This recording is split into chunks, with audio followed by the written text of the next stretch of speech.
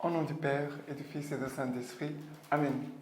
Grande joie de vivre ce temps de Lectio Divina avec toi. Et je te rappelle toujours, n'oublie pas de faire ta Lectio Divina par écrit, personnellement, avec les 5 questions que je vous ai déjà envoyées. D'accord? Aujourd'hui, nous sommes le 14 mars, dimanche, jour où toute l'Église se rassemble pour écouter la parole de Dieu, recevoir le corps et le sang du Christ, pour vraiment vivre ce moment d'unité, d'union avec Dieu et aussi avec les frères et sœurs. Et en ce dimanche, la première lecture, c'est 2e Chronique, chapitre 36, versets 14 à 16, 19 à 23. De plus, tous les chefs des prêtres et les peuples multiplièrent les infidélités, imitant toutes les abominations des nations. Ils souillèrent le temple que le Seigneur s'était consacré à Jérusalem. Le Seigneur, le Dieu de leur père, leur envoya sans se lasser des messagers, car il voulait épargner son peuple et sa demeure. Mais ils tournaient en dérision les envoyés de Dieu. Ils méprisaient ses paroles. Ils se moquaient de ses prophètes, tant qu'enfin la colère du Seigneur contre son peuple fut telle qu'il n'y eut plus de remède. On brûla les temples de Dieu, on abattit les murailles de Jérusalem, on incendia tous ses palais, et l'on détruisit tous ses objets précieux.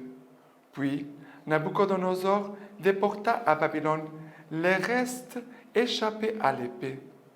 Ils durent les servir, ainsi que ses fils, jusqu'à l'établissement du royaume perse, accomplissant ainsi ce que le Seigneur avait dit par la bouche de Jérémie, jusqu'à ce que les pays aient acquitté ses sabbats. Il chômera durant tous les jours de la désolation, jusqu'à ce que 70 ans soient révolus. Et la première année de Cyrus, roi de Perse, pour accomplir la parole que le Seigneur prononçait par Jérémie, le Seigneur éveilla l'esprit de Cyrus, roi de Perse, qui fit proclamer et même afficher dans tout son royaume. Ainsi parle Cyrus, roi de Perse. Le Seigneur, le Dieu du ciel, m'a remis tous les royaumes de la terre. C'est lui qui m'a chargé de lui bâtir un temple à Jérusalem, en Juda. Quiconque parmi vous fait partie de tout son peuple, que son Dieu soit avec lui et qu'il monte. Regarde, ici dans le livre des Chroniques, il nous parle de ce moment où le peuple d'Israël, à cause de son infidélité, comme nous avons vu ici au début de la lecture, les chefs des prêtres, le peuple, tout le monde en fait a multiplié des infidélités. Ils ont imité les péchés des nations païennes.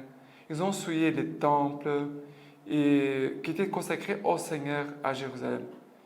Et qu'est-ce qui se passe? À cause de l'infidélité du peuple et des prêtres, le peuple, et d'ailleurs toute les Jérusalem, va être livré au roi Nabuchodonosor. Ce roi païen va assiéger la ville, va entrer, va tuer beaucoup de monde, va détruire les temples, va détruire les murailles. Et ceux qui restent vont être amenés en captivité à Babylone. C'est cela le scénario, une grande désolation. Mais qu'est-ce qui se passe? Après, le roi Cyrus, sans que personne lui dise quelque chose, c'est Dieu lui-même qui va toucher le cœur de ces rois aussi païens. Cyrus, c'est un roi païen. Et Dieu met dans son cœur qu'il puisse aider à rebâtir à nouveau le temple à Jérusalem, la ville sainte, et en même temps, il va donner la liberté à tous les Juifs qui le veulent de rentrer dans son pays. Nous touchons ici les péchés du peuple, notre péché. Nous touchons ici la miséricorde du Seigneur, qui est surprenante, qui passe par des chemins, par des voies qu'on ne pourrait pas soupçonner.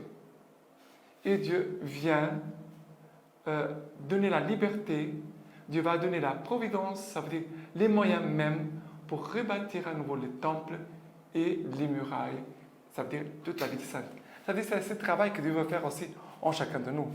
Notre temple, notre âme, notre humanité sont nos murailles que le Seigneur a besoin de rétablir, fortifier, reconstruire. C'est le travail de la miséricorde de Dieu. Mais laissons-nous toucher par la miséricorde de Dieu qui veut vraiment nous donner la liberté, mais en même temps qui veut refaire en nous ce que le péché a détruit. Et nous donner un cœur nouveau. Nous donner un cœur nouveau. OK? Le psaume d'aujourd'hui, c'est le psaume 137, versets 1 à 6. Au bord des fleuves de Babylone, nous étions assis et nous pleurions. Nous nous souvenons de Sion. Aux peupliers d'alentour, nous avions pendu nos harpes. Et c'est là qu'ils nous demandèrent, nos geôliers, des cantiques, nos ravisseurs de la joie. Chantez-nous, disait-il, un cantique de Sion. Comment chanterions-nous un cantique du Seigneur sur une terre étrangère? Si je t'oublie, Jérusalem, que ma droite se dessèche, que ma langue s'attache à mon palais, si je perds ton souvenir, si je ne mets Jérusalem au plus haut de ma joie. Regarde, ici le peuple, le psaume parle du peuple qui est en exil et qui est dans une tristesse. Nous ne pouvons pas chanter les cantiques de Sion ici, dans une terre étrangère. Nous ne pouvons pas être dans la joie tant que notre ville, notre temps est détruit. Nous n'avons plus de temple, nous n'avons plus de prêtres, nous n'avons plus de sacrifices. Nous ne pouvons pas célébrer notre Dieu. Et maintenant, en exil, ils pleurent leur tristesse. Je ne peux pas t'oublier. Non pas seulement le temple, mais je ne peux pas t'oublier à toi, Seigneur. Ce temps de carême, c'est pour éveiller en nous les désirs de Dieu, pour éveiller en nous notre mémoire de Dieu. Je ne peux pas m'oublier de Dieu. Je ne peux pas oublier Dieu. C'est pour ça qu'il va dire que ma langue s'attache à mon palais, si je perds ton souvenir, si je ne mets Jérusalem au plus haut de ma joie. Mais ici, Jérusalem, tu peux remplacer par Dieu, la maison de Dieu. Dieu qui habite dans ton âme, Dieu qui habite dans le tabernacle, dans l'Eucharistie. Mais d'entrer dans cette profondeur de Dieu qui est en nous. Et aussi, c'est Dieu que nous rencontrons aussi dans l'Eucharistie aujourd'hui. La deuxième lecture d'aujourd'hui, c'est l'Épître aux Éphésiens, chapitre 2, versets 4 à 14. À 10, pardon. Mais Dieu qui est riche en miséricorde, à cause du grand amour dont il nous a aimés, alors que nous étions morts par suite de nos fautes, nous a fait revivre avec le Christ. Dieu qui est riche en miséricorde, à cause du grand amour dont il nous a aimés, Dieu nous a aimés en premier. Alors que nous étions morts à cause de nos péchés, Dieu nous a aimés quand nous étions morts de nos péchés. Et lui, il est venu à notre rencontre pour nous faire vivre avec le Christ. C'est par grâce que vous êtes sauvés. C'est par la grâce que nous sommes sauvés. Ce n'est pas par nos mérites. Et il dit encore, avec lui, il nous a ressuscités et fait asseoir aux cieux dans le Christ. Il a voulu, par là, démontrer dans les siècles à venir l'extraordinaire richesse de sa grâce, par sa bonté pour nous, dans le Christ Jésus. Ça veut dire, Dieu a voulu manifester l'extraordinaire richesse de sa grâce par sa bonté pour nous, dans le Christ. Jésus vient nous manifester la bonté de Dieu et la richesse extraordinaire du Seigneur. Car c'est bien par la grâce que vous êtes sauvés. Répète à nouveau. C'est par la grâce que vous êtes sauvés. C'est pour ça qu'on doit demander la grâce. Il saisit la grâce. Parce qu'il ne suffit pas seulement de demander la grâce, parce qu'il peut nous donner la grâce, et après on ne la saisit pas.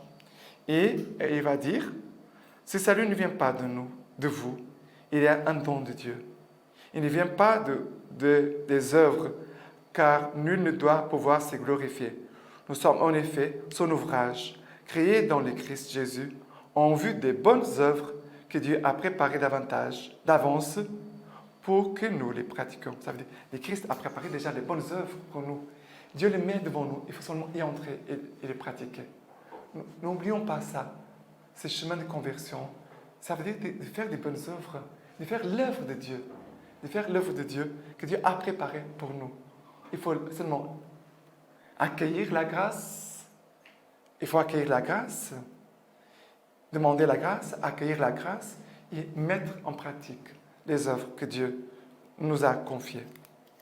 Et l'évangile d'aujourd'hui, c'est Jean chapitre 3, versets 14 à 21. Ce passage, c'est quand Jésus est en train de parler avec Nicodème. Comme Moïse éleva les serpents dans le désert, ainsi faut-il qu'il soit élevé le Fils de l'homme, afin que quiconque croit ait en lui la vie éternelle. Car Dieu a tant aimé le monde qu'il a donné son Fils, l'unique engendré, afin que quiconque croit en lui ne se perd pas, mais ait la vie éternelle. Car Dieu n'a pas envoyé le Fils dans le monde pour juger le monde, mais pour que le monde soit sauvé par son entremise. Qui croit en lui n'est pas jugé, qui ne croit pas est déjà jugé, parce qu'il n'a pas cru au nom du Fils unique engendré de Dieu. Et tel est le jugement. Pardon. Et tel est le jugement. La lumière est venue dans le monde, et les hommes ont mieux aimé les ténèbres que la lumière, car leurs œuvres étaient mauvaises. Quiconque en effet commet le mal est la lumière et ne vient pas à la lumière, de peur que ses œuvres ne soient démontrées coupables. Mais celui qui fait la vérité vient à la lumière, afin qu'il soit manifesté que ses œuvres sont faites en Dieu. Il y a plusieurs choses, mais d'abord, comme Moïse éleva les serpents dans le désert, ainsi faut-il que soit élevé le Fils de l'homme. Jésus doit être élevé sur la croix pour nous sauver. Regardez Jésus sur la croix, c'est de trouver celui qui est le remède pour nos péchés, qui est la force pour notre guérison, pour notre conversion. C'est de contempler celui qui est notre sauveur, que sans lui nous ne pouvons rien faire. Nous ne pouvons pas nous sauver à nous-mêmes. C'est lui, Jésus, qui peut nous sauver. Il n'y a pas d'autre personne qui puisse nous sauver. Et parfois, l'homme veut soit se sauver à lui-même, soit de trouver d'autres moyens pour qu'il puisse se sauver. Il n'y a pas d'autres noms et d'autres dieux qui puissent nous sauver que Jésus seul. Et ici, Jésus va dire, tel est le jugement. La lumière est venue dans le monde. Les hommes ont mieux aimé les ténèbres que la lumière. Et parfois, c'est ça. Nous préférons les ténèbres que la lumière.